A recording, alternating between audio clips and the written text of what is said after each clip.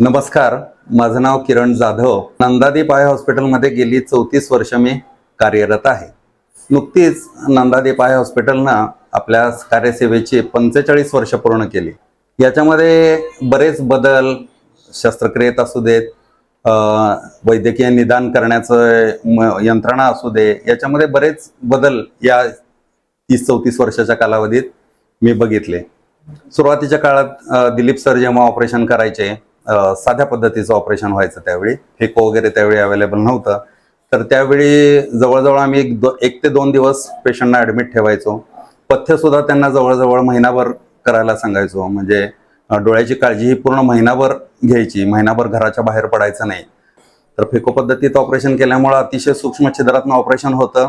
जखम अगदी छोटी असते आणि आता पेशंट लगेच 3 तासात घरी आपण सोडतो. पेशंटला त्याचं ऑफिस वर्क असू दे किंवा वाचन असू दे किंवा टी व्ही पाहणं, हे सगळं काम अगदी 4थ्या-5व्या दिवसापासून सुरू करता येतं. म्हणजे इतकी लक्षणीय क्रांती किंवा क्रांतिकारक बदल ह्याच्यामध्ये झालेले आहेत. किंवा आता OCT वगैरे यासारख्या अत्याधुनिक मशीन्समुळं तर काचबिंदू व्हायच्या आधी, म्हणजे पुढं जर त्यांना तसा त्रास होणार असेल तर ते आधीच आपल्याला हे करता येतं, म्हणजे पकडता येतं, डायग्नोस करता येतं.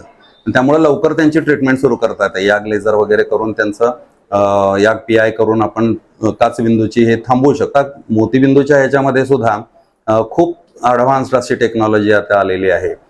इमेज गायडेड ह्याच्यामध्ये ॲक्युरसी खूप वाढते. म्हणजे ॲक्युरसी किंवा AI असिस्टेड कॅटॅक्ट सर्जरी जी आहे, याच्यामध्ये सुद्धा काप घेण्याचे जे पद्धत आहे त्यात एकदम ॲक्युरेट. त्याच्यामुळे काय होतं, पोस्ट ऑपरेटिव्ह नंबर वगैरे जो येणार आहे तो अत्यंत, म्हणजे येऊच नाही या पद्धतीनं सगळं ते टेक्नॉलॉजी वापरली जाते.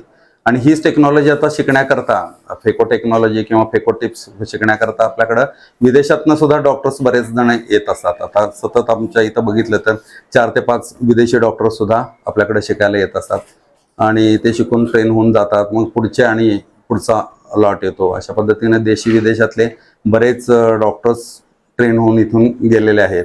असा नंदादीपचा सगळा हा काळ आमच्या डोळ्यासमोरून गेलेला आहे. या 34 वर्षात सगळे झालेले बदल बघितलेले आहेत आणि सगळे पॉझिटिव्ह आणि छान बदल आहेत. त्याचा फायदा प्रामुख्यानं पेशंटलाच होतो.